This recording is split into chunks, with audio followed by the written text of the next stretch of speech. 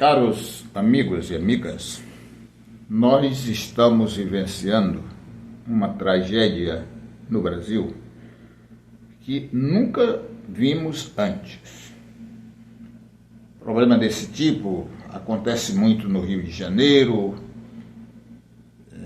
em outras cidades, mas com essa magnitude nós nunca vimos. Ao ver as imagens pelos programas de televisão, eu lembrei o filme Titanic. A grande agonia das pessoas morrendo e de pessoas que estavam tentando salvar algumas vítimas da tragédia que foi o afundamento do navio. Um pequeno barco ia pitando na noite escura para resgatar pessoas. É melancólico, é triste, é desesperador aquela cena do Titanic. Imagino como foi aquele dia. Pois agora nós estamos vendo no Rio Grande do Sul pessoas também em botes, apitando, para ver se tem alguém perto para reagir ao apito, dar um grito e ser localizado para ser salvo. Mas tem várias dimensões essa tragédia. Primeiro é o sofrimento em si, das pessoas. Mas tem os grandes prejuízos, a deteriorização da economia do país, aliás, do Estado, a destruição do comércio, os empregos, as moradias, a reconstrução de todo o Estado, as pontes que desabaram e deverão ser construídas o mais rápido possível para poder, inclusive, poder haver o transporte de mercadorias e de pessoas. E uma das coisas lamentável é também a falta de energia em muitos pontos e a falta de água. Você imagina, a torneira está submersa. Se abre a torneira, o pouquinho de água que sair, tratada, se dilui na grande quantidade de água poluída e suja. Depois vem as doenças, as depressões, os problemas psicológicos, a angústia. Tem também os animaizinhos, os gatos, os cachorros, galinha, vários outros animais que morreram em grande quantidade, outros estão doentes, alguns foram salvos. É uma coisa absurda. De positivo, eu vejo, acompanhando de longe, o governo do Rio Grande do Sul, que é do PSDB, está agindo constantemente. Nós podemos perceber pelas informações que temos. Isso é importante ressaltar para ser honesto com a notícia. A outra coisa importante que nós devemos também ressaltar é o papel do presidente da República, Luiz Inácio Lula da Silva. Lula sempre foi humano. O Lula, muito preocupado com a situação do Nordeste, inclusive ele é do Nordeste, idealizou e fez a transposição do Rio São Francisco, que em sua totalidade está quase que completa, mas continua a obra, porque não é apenas um canal, tem um canal mestre e várias outras capilaridades que do canal sai para algumas regiões e comunidades para levar água até a estas pessoas que vivem na região semiárida aqui do Nordeste. Quantas vezes nós fomos chamados de comedores de calangos? Não pelo povo brasileiro, por alguns vagabundos, egoístas e desumanos. A mulher do presidente do Flamengo, por exemplo, nos chamou de carrapatos quando perdeu a eleição, a última eleição para presidente da República. Ela disse: os carrapatos do Nordeste não sabem que se o boi morrer, eles morrerão também. Minha senhora, nós não somos carrapatos e nem somos piriguetes ou Marias chuteiras que vivem oportunisticamente do futebol. Nós somos homens e mulheres muito trabalhadores. Construímos o Nordeste, inclusive construímos o Sul e o Sudeste. Demos nossa contribuição. E se nós, ou alguns de nós, precisou sair do Nordeste para ir para o Sul do país, foi em virtude da situação climática nossa. Nós não temos culpa do Nordeste existir. Se por acaso eu estou dando apenas um exemplo e que os miseráveis ignorantes não subvertam as minhas palavras, mas como exemplo eu estou dizendo, se alguém tem culpa do problema climático e da pobreza no Nordeste, seria Deus, que foi quem fez o Nordeste. Ou não é verdade que foi Deus que fez? Mas o que eu digo é que a Terra, ela, como um planeta que faz parte de um sistema universal, ela apresenta muitos fenômenos. Tem regiões que são desertos, como na África, na Ásia. Tem aqui a região do Nordeste que é semiárida. Tem a região do Sul e do Sudeste que chove muito. E existe no mundo várias regiões com climas diferentes. Hoje, os irmãos do Rio Grande do Sul e as irmãs também sofrem não por culpa de ninguém, por uma situação produzida pelo clima. O que é que cabe a nós? É ser solidário, ajudar com o que for possível para amenizar a situação produzida pelo fenômeno climático. A segunda coisa é pensar num plano a longo prazo para amenizar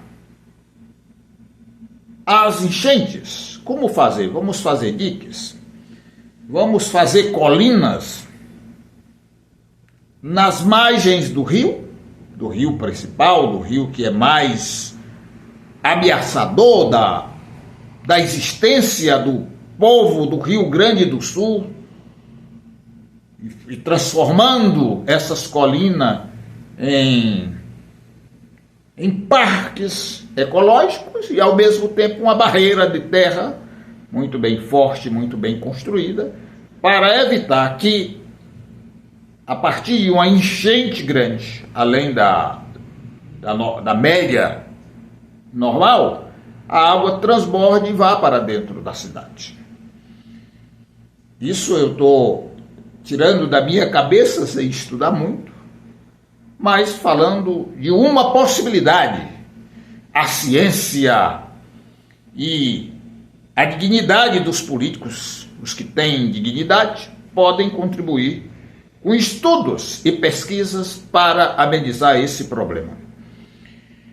O governo do estado do Ceará, o governador Eumano de Freitas, tomou uma medida importante no Ceará, que foi as cozinhas populares, para ajudar na distribuição de alimentos para as pessoas que estão na extrema pobreza, vítimas do capitalismo, que não absorve todo mundo no sistema de emprego, e essas pessoas ficam às margens da sociedade.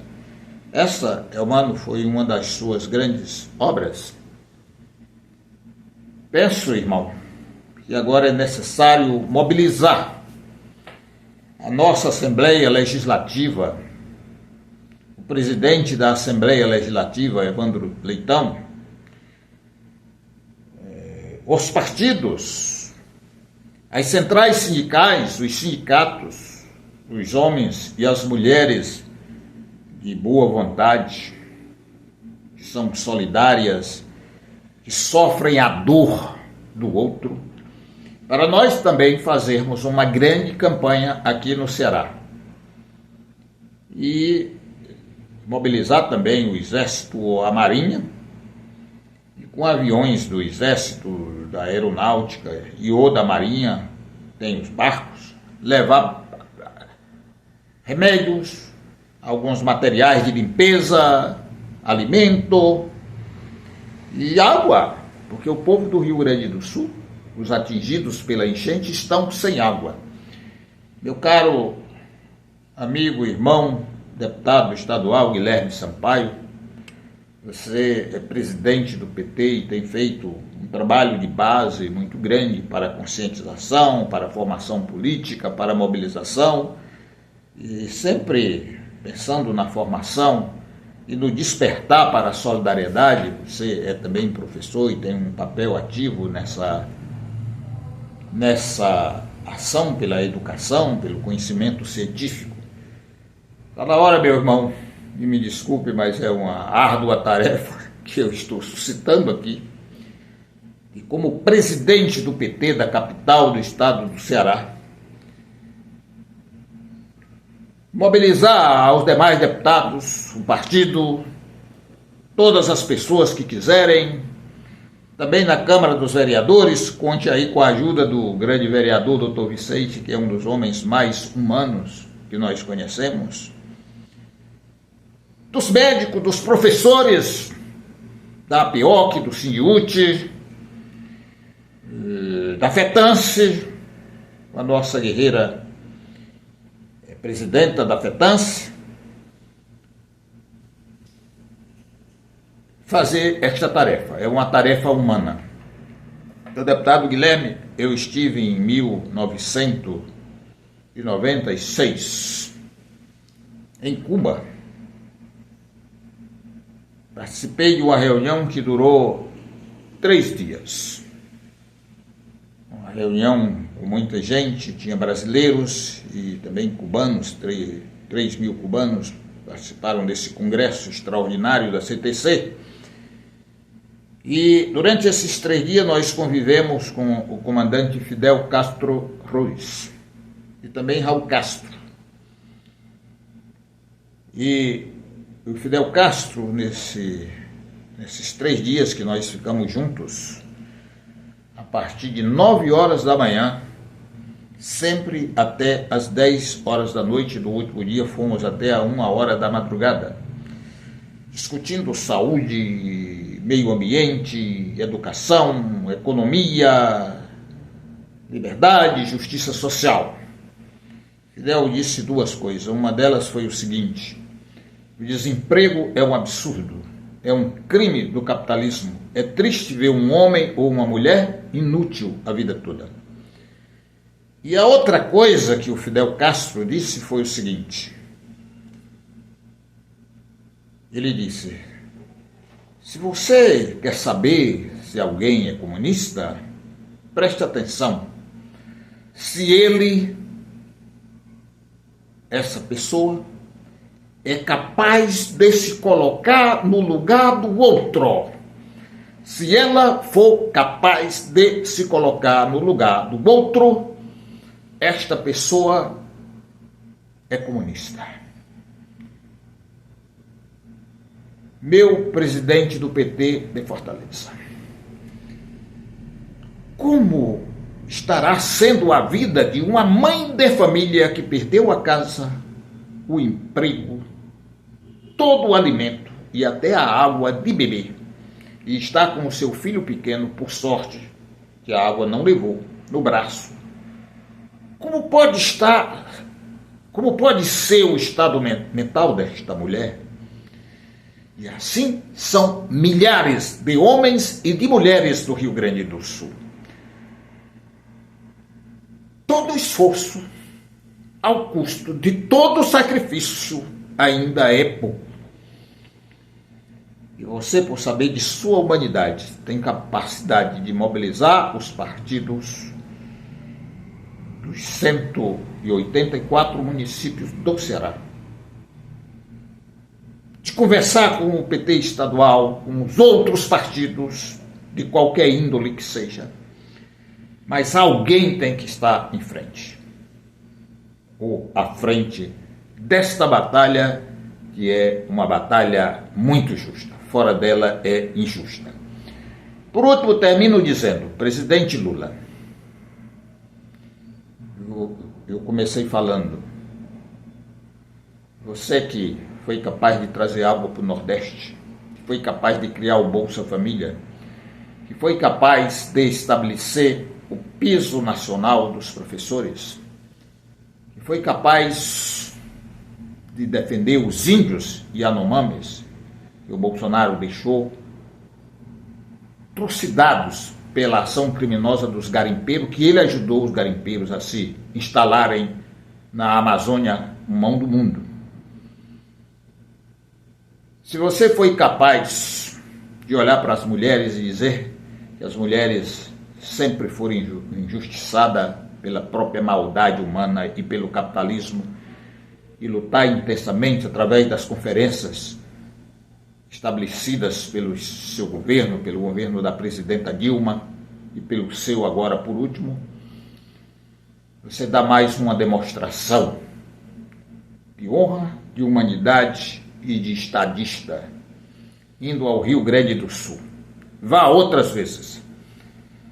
Permaneça lá por algum tempo, dirigindo juntamente com todos, o governador e outras personalidades que podem amenizar o sofrimento daquele povo. Parabéns por isso, presidente. Ao contrário, quando nós estávamos na agonia da Covid-19, uma repórter perguntou ao Bolsonaro em relação à tragédia que se abatia no Brasil e as grandes mortes. Ele disse: eu não sou coveiro. Quando houve um problema climático também de enchente, todo mundo sabe do sofrimento naquela ocasião, daquela comunidade, ele estava passeando de jet ski. E perguntaram a ele sobre a questão, ele disse: e daí? Quando falaram sobre a igualdade de direitos da mulher e da igualdade de salários entre mulheres e homens, ele disse: eu não daria emprego a uma mulher, porque ela engravida. Quando nós do Nordeste, que somos vítimas do fenômeno climático, porque aqui é semiárido, o Bolsonaro não sabe o que quer dizer isso, ele aparece com um feixe de capim na mão, dizendo que era para nós comer capim. Essa é a grande diferença de um homem que traz na alma humanidade e um monstro que infelizmente a natureza produziu, como é o Bolsonaro. Um monstro, um verme ignorante. Vamos superar as dificuldades, que são muitas. Vamos superar com luta, com respeito ao povo, todo o povo, e com solidariedade. Em minha opinião, entre os sentimentos humanos, a solidariedade é o único que nutre e alegra a alma.